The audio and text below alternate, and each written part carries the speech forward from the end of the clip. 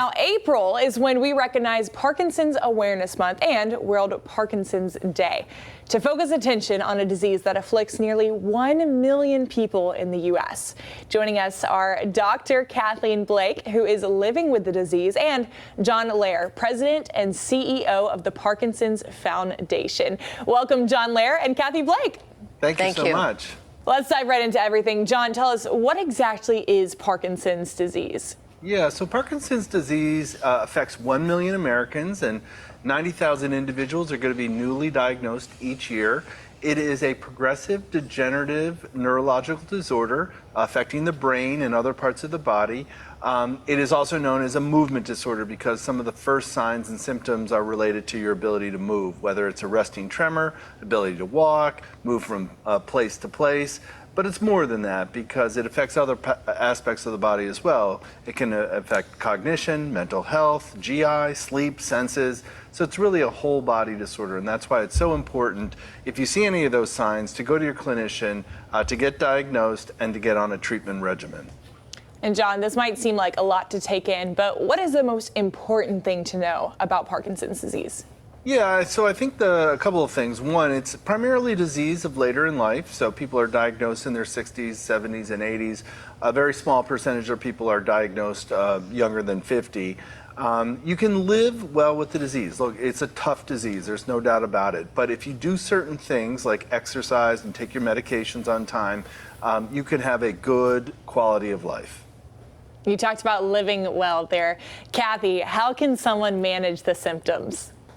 Sure. So once a person is diagnosed with Parkinson's disease, the first, and I really call it medicine, is exercise. Exercise is the one strategy that will actually slow down the progression of the disease. So even if we don't have a cure, we're able to slow it down so you can have the best life possible.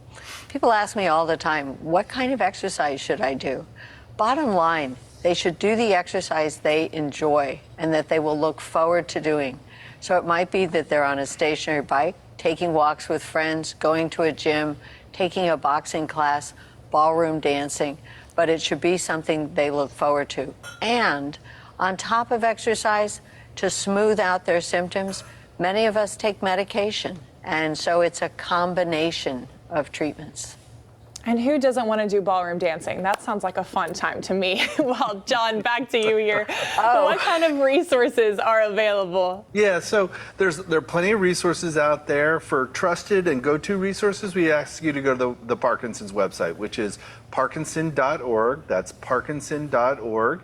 Or if you want to talk to somebody live, we have a helpline, which is 1-800-4PD-INFO. That's 800-4-PDINFO.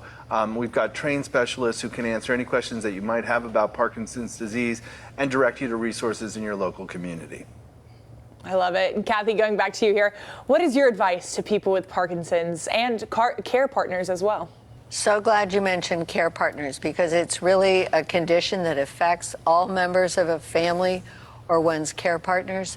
So get involved. And getting involved might be getting as much information as you can, being involved in some of the activities of your local community, joining a support group, and think about getting involved in research because it is through research that we will find a cure. Beautiful. Guys, where can we go for more information? Website is parkinson.org, and our helpline is 1-800-4PD-INFO. I love it. Thank you both for coming on to ISF and sharing this great awareness and information. Thank you so much. Thank you.